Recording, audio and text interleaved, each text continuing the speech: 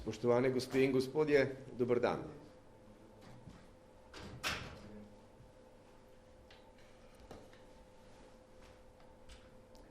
Uvodoma bi se rad zahvalil predvsem vsem medijem, ki nam pomagate, da komuniciramo nujno potrebne zaščitne ukrepe za prebivalce Slovenije.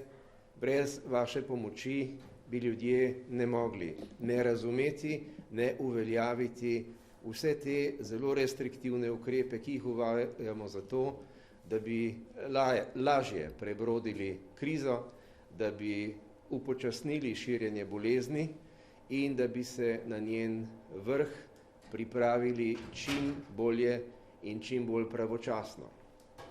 Hkrati pa bi rad že uvodoma pojasnil, da so napovedi, ki jih je z te govornice izrekel minister za notranje zadeve, ko je pojasnjeval možne naslednje ukrepe, dobronamerni in govorijo o tem, kaj bomo morali storiti takrat, ko bo bolezen začela napredovati hitreje. Ta ukrep še ni dorečen. Govorimo o ukrepu, da bi morali ostati na ozemlju lastne občine. Ta ukrep se zdaj pripravlja, zato ga na medresorski ravni usklajujemo, zato da bi bil čim bolj življenjski, da vam ne bi onemogočil življenja, da vam ne bi onemogočil prihajanja na delo, da ne bi povzročil težav pri oskrbi vaših staršev oziroma ljudi, za katere skrbite morda na ozemlju druge občine. O vsem tem zdaj razmišljamo, pripravljamo ukrep, usklajujemo ga, ampak do njegove uveljavitve je še kar nekaj dni. Zato vas na koncu predvsem pozivam, da ta vikend ne okupirate turističnih središč. Če bo gneča v turističnih središčih, nismo dosegli ničesar. Ta vikend je namenjen vam na domačih lokacijah, vam tam, kjer živite. To je, čeprav je danes sobota, to je nedelja. Takih nedelj, ko ne bomo imeli kam iti, bo še veliko. Naj bo to prva od takih nedelj. Na obali se župani upravičeno sprašujejo, kaj to pomeni za širitev bolezni, če ljudje iz osrednjega dela Slovenije množično prihajajo na obalo. Prosim vas, ne delajte tega, bodimo disciplinirani, bodimo odgovorni do vsakega samega posebej, do vseh naših najbližjih, do vseh drugih, predvsem pa do ljudi, ki živijo na naši obali in v drugih turističnih središčih. Naj bo ta vikend miren. Naredili bomo vse, da vas ne bi vznemirjali v tem času. Uživajte, dokler lahko. Hvala lepa.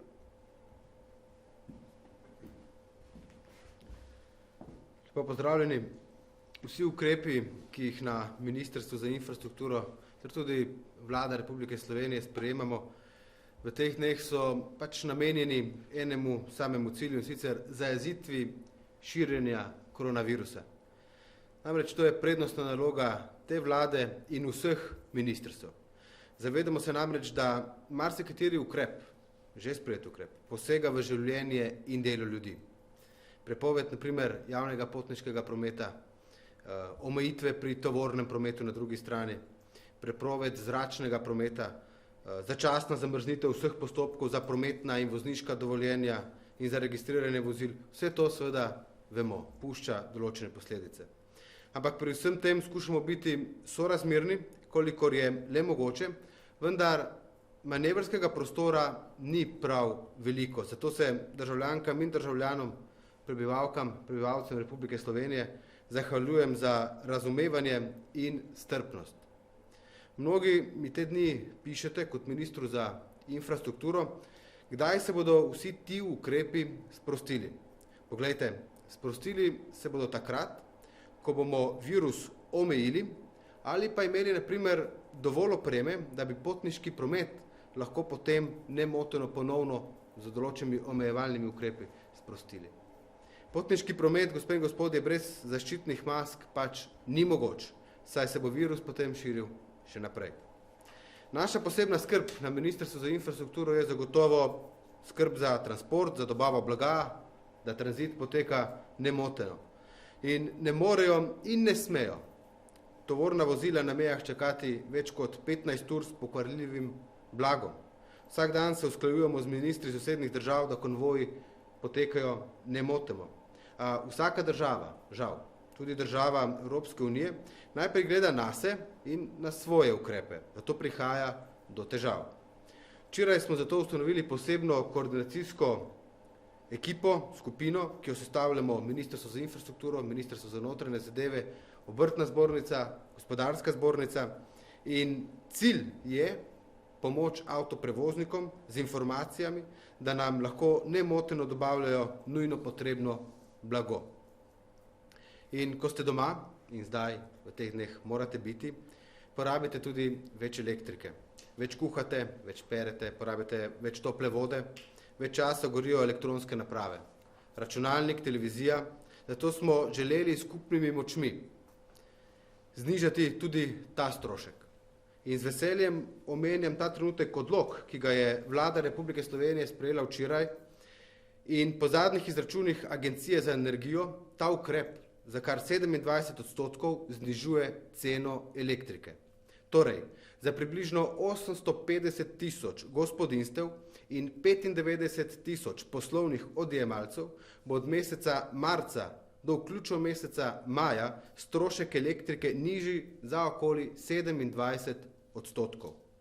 Vlada Republike Slovenije torej za te tarifne skupine odjemalcev izdala odlok o začasnem 3-mesečnem neplačevanju prispevkov za zagotavljanje podpore proizvodnje električne energije v soproizvodnji z visokimi izkoristkom iz obnovljivih virov energije.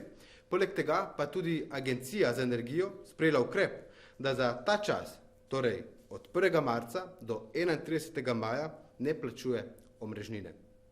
Ker se oba ukrepa navezujeta na začasno neplačevanje prispevkov, bodo nižje položnice najbolj občutili ravno socialno šibkejši, kar je še posebej pomembno v tem času.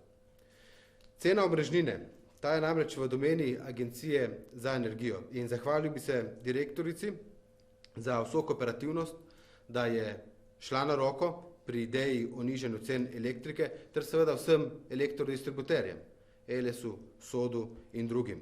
Tu so potrebno razumevanje in odprtost torej izkazale te družbe in drugi deležniki na področju elektrogospodarstva, zato se vsem zahvaljujem za sodelovanje. Zelo hitro smo namreč ta ukrep od ideje do konca pripeljali. In morda se komu 27% ne zdi veliko, a verjamem, da bo nižji znesek na položnici za elektriko vsaj malo olajšal položaj družinam, manjšim poslovnim uporabnikom, DO-jem, SP-jem. Torej, v teh težkih trenutkih bo to ena velika olajševalna okoliščina. Zlasti tistim, ki položnice iz meseca v mesec težko plačujejo. In tudi na drugih področjih iščemo rešitve, da bi olajšali materialne skrbi ljudi, ki so se znašli v izjemno zahtevnih razmerah, kjer je pomoč države nujna in pravzaprav samoumevna. Zelo pomembna je skrb, da bo kritična infrastruktura, torej oskrba za električno energijo, delovala nemoteno. Zato smo v neprestanem stiku z elektrogospodarstvom, ki ravna po natančno določenih varnostnih protokolih, da ne bi prišlo do kakšnihkoli motenj pri oskrbi z energijo. In zagotavljam, da je ta oskrba nemotena ter da bo tako tudi v bodoče. Včeraj sem obiskal letališče Jožeta Pučnika, se sestal tudi s poslovodstvom družbe in se prepričal, da vsi postopki preverjanja zdravstvenega stanja ob vračanju Slovenk in Slovencev v domovino z turističnih destinacij potekajo dosledno in da je za varnost javnega zdravja ustrezno poskrbljeno. Zato smo lahko brez skrbi, kar gre tudi zahvala osebju letališča, poslovodstvu letališča Jožeta Pučnika, ki v teh dneh zgledno sodeluje, učinkovito sodeluje tudi z Vlado Republike Slovenije. Odprti smo še naprej za vse predloge, za morebitne dodatne ukrepe, ki bi olajšali sedanje razmere, ki bi jih z področja infrastrukture imela javnost oziroma posamezniki.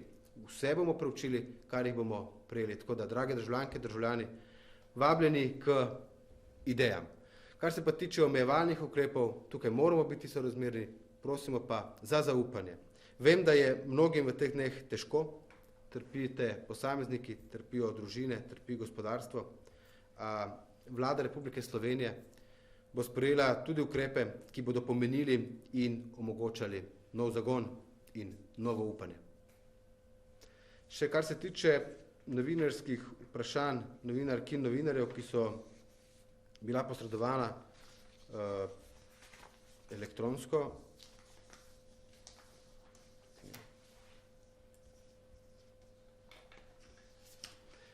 Novinarska vprašanja se tičejo zlasti transporta.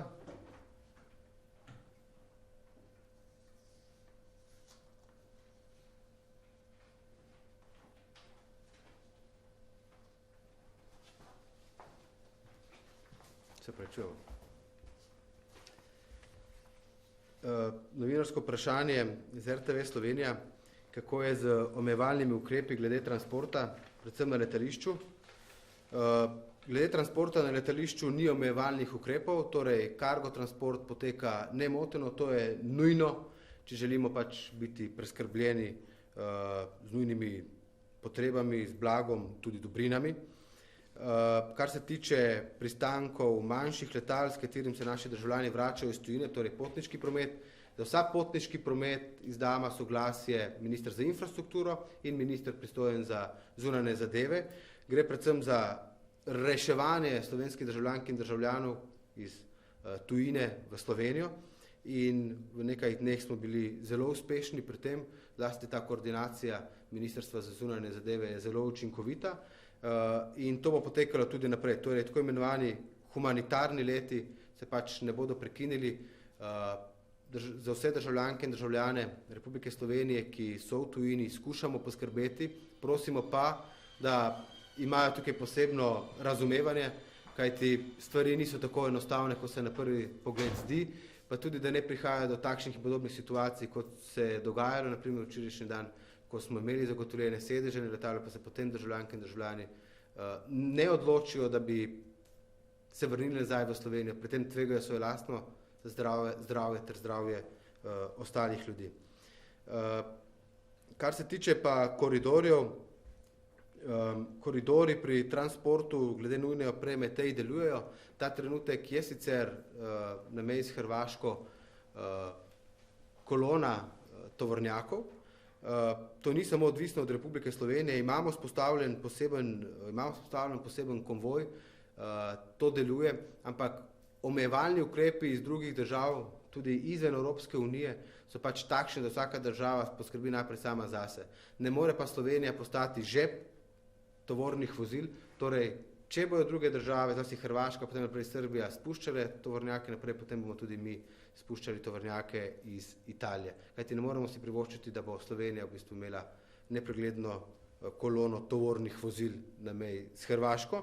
Gre tudi za nujno blago, ki ga tovornjaki prevažajo, gre za pokvarljive izdelke in pri tem moramo biti uvidevni, dnevno smo pa v kontaktu s prometnimi ministri sosednjih držav in se usklajujemo glede posameznih operacij in konvojev.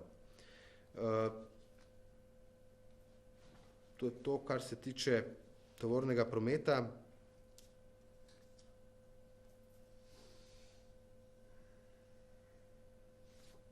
To so pa tudi vsa vprašanja novinark in novinarjev. Zračni most učinkovito deluje, to je zelo pomembno za vse državljanke in državljane, ki se nahajajo v tujini, da če pride do te možnosti, da se vzpostavi zračni most za pristanek letal, ni nobene težave. Seveda ob tem poudarjam, da je potrebno zdravstvena preverba potnic in potnikov, da potem ne pride do širjenja morebitne okužbe. Najlepša hvala.